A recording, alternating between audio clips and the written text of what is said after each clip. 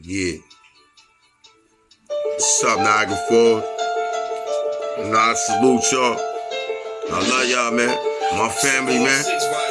All of y'all know who y'all are. So many of y'all can't name y'all.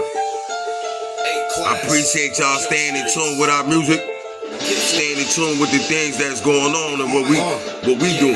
Check it out, yo.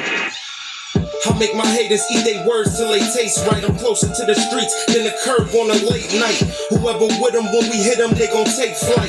My flow usually lead the venom like a snake bite. These niggas rats, and when the snakes get loose, we chop their heads, take their skin, and make some snakeskin boots. Niggas never got no paper cause they hustling funny. So fuck a favor cause you can't pay me with nothing but money. Listen to what this boy saying. The kind of dope that keep the stove in the world in my palm. Niagara Falls, man. For real loud. Pay attention, listen what he said. Now I'm fucking his girl like I ain't got my own. And that's the type of chick you wanna make. Y'all been sleeping on her. Dick in her hand, looking like she. Y'all gotta start paying attention now, man. Fuck with A-class, call it great advice. Stop hating. Right the first time, no gotta say it twice. Your money low, that mean it's time to grab the cane. I'm tossing powder in the air like I'm LeBron before the game. Had to polish up my aim on these tracks. I know Shaq, Ernie, Barkley. I know all of them heard that. You heard what he said? He said, it's time to get the can. I'm throwing it up in the air like LeBron before the game. Come on, man. Y'all gotta stop, man. Come on, man. Y'all can't hate on us, man. It's time to let us shine. You know? This your boy All That, man. You know my brothers, man, that know me, that's still in the struggle, that's still locked up. I love y'all, man. I ain't forget y'all. We out here still litigating.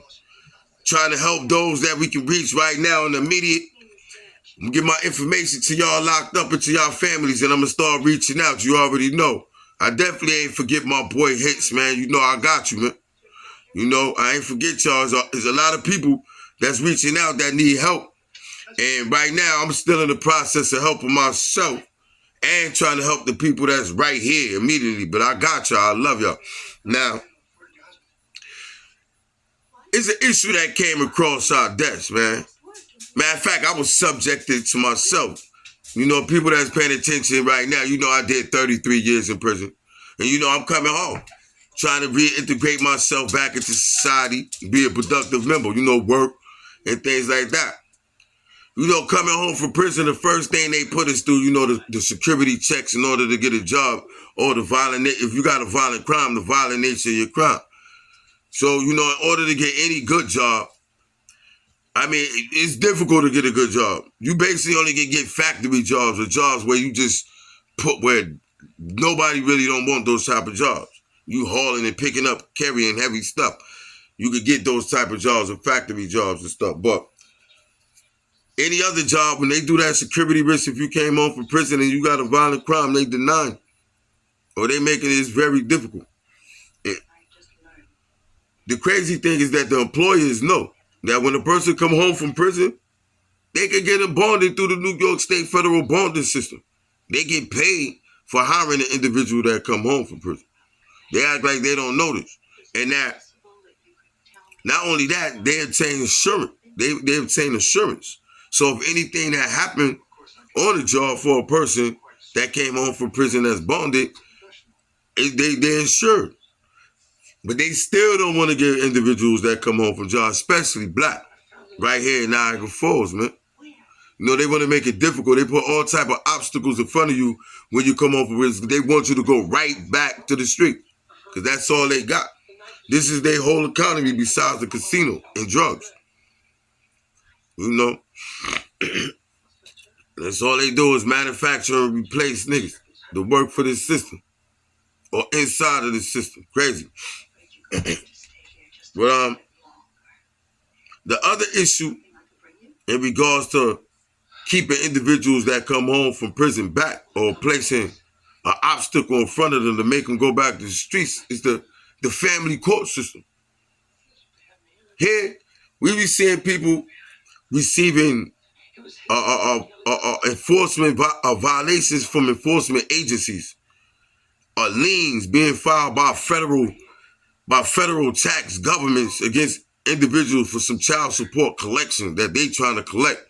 You have several child support collection agencies saying they're here to collect money for a child, And that if you ain't paying on time, you owe them interest, you owe them money, and they collect the money for a child that was allegedly already paid by somebody else. So they debt collectors.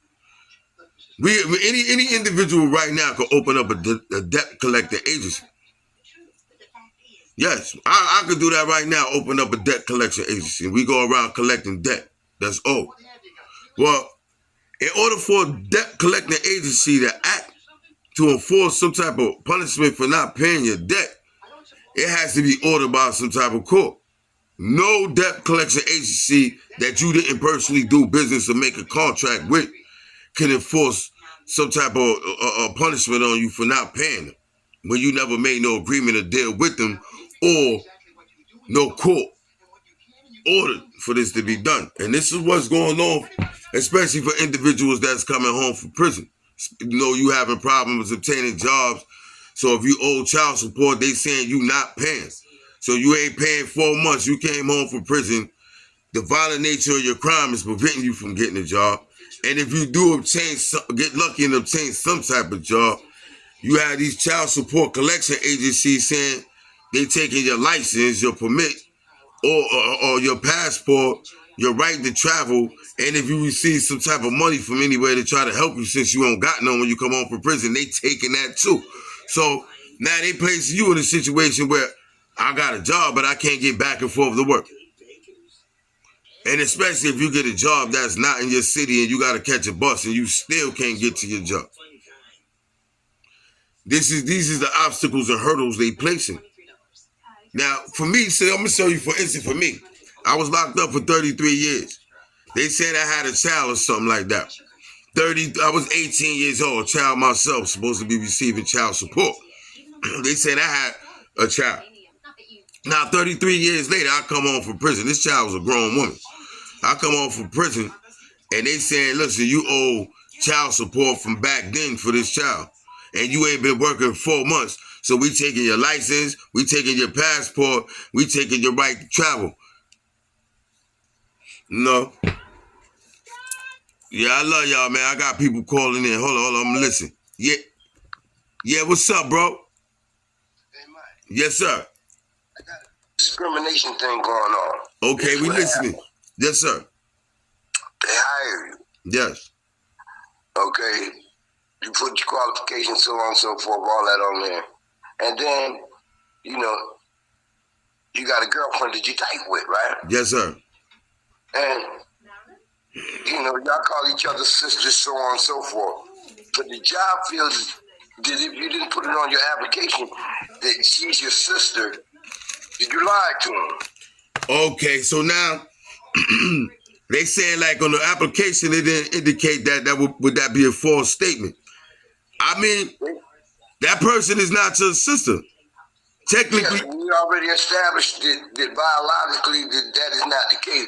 So therefore, for them to try to take, man, and fire you because of that, that's a discriminatory suit, man. Right, that's improper. They basically and the reason is it was stated, and you got this in black and white, or you video recorded this. The reason they saying that they fired this person or you is that you lied in your statement saying this person was not your sister. Okay, sir. Okay, I'm his niece, and you know, okay, Michael Hill. Okay. Yeah, I'm listening. So what happened was, I got the job. I started it yesterday. Yes, ma'am. I did my orientation. I was going today to finish up my orientation, do 3 to 11. Yes, ma'am. So they called me on my way there and said, well, we see some discrepancies on your application. Okay. Now, mind you, this is my best friend's sister, which we grew up and raised, you know, sisters and stuff. Yes. But that's not my biological sister. Okay. So they were asking somebody, I don't even know these people. I just started yesterday. So they was like, well, who's the oldest? I was like, I'm the oldest. Okay. So boom, boom, boom. That's how that worked. So on the application, they said, do you know any friends or family members that work here? Yes. And I said, no, I found out on Facebook, which I did because she posted my job is hiring. in that same aspect, I inboxed her and I asked her, what is the job? What is the qualifications? Yes. Blah, blah, blah. So I went and applied. Yes. They hired me and they fired me today. And now they said this is what I'm asking. Okay, so now I'm with you. Now, what was the reason? Did they give you a reason in writing or they just stated verbally? What was the reason they gave? Verbally, I was fired for discrepancies on my application. One, how I found out about the job. Two, that she's my sister. And three, I did not put her down as saying she's my sister or a friend on the application. Okay. And in writing, did they give you anything in writing? No, they did not. All right. Now, what if you can follow up and get this, because that's a violation. That's so. Hold on a minute, Mike. I'm saying it's more than discrimination. See, yes. Hold on. Go ahead. You have to get that in writing, though. You got to go to the office and get that. Hold on. I'm texting her now.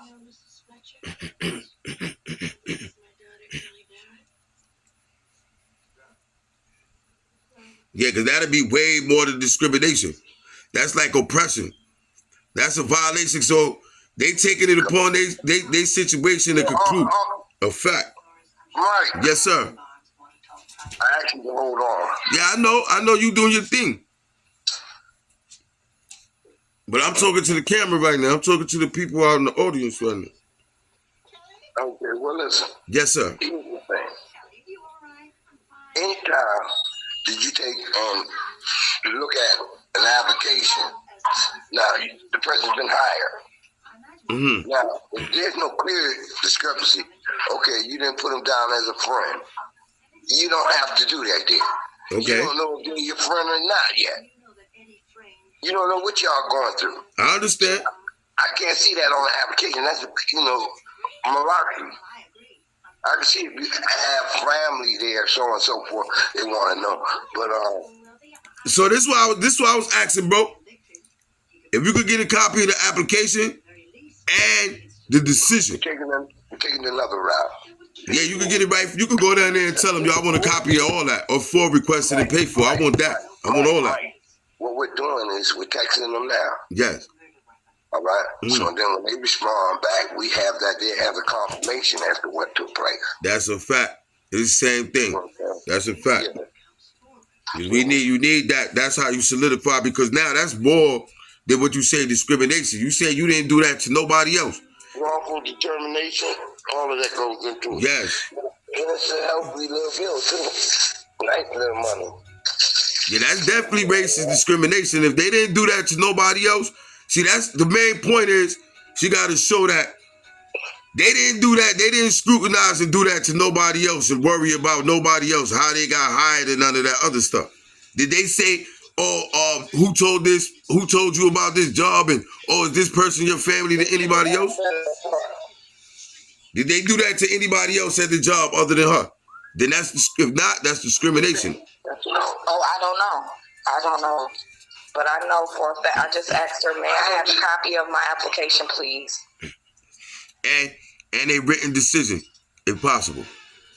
They written decision for firing you, if possible. That's the main thing. The reason that they saying they mind state. If they mind state is criminal, you have to show that by the words that they use to fire you. You hear me? Hold on one second. So what am I asking? You would like a copy. You would like a copy of their reason for firing you because you would like to appeal it. Tell them that. And I would like a copy of the reason of you firing me so that I can appeal your decision. Terminating me so I can appeal your decision. Yes.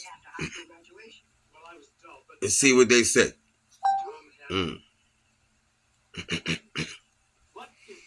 You know, we be trying to help the people all the time, man. You know, I love you, Daz.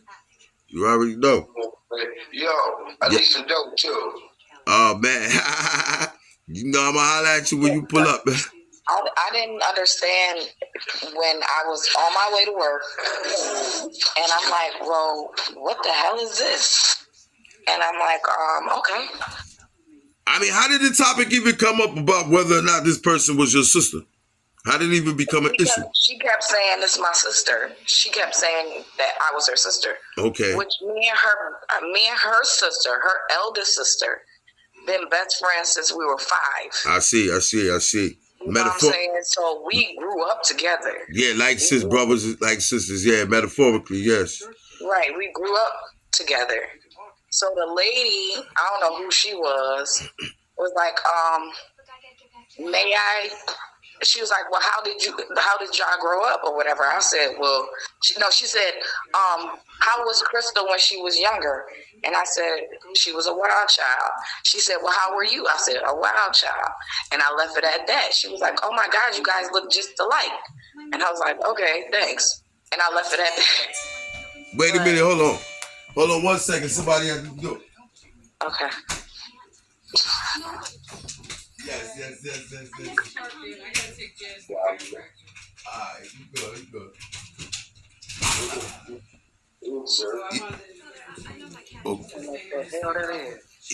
Yo, I'm gonna have to get back with y'all later. You know I love y'all, man.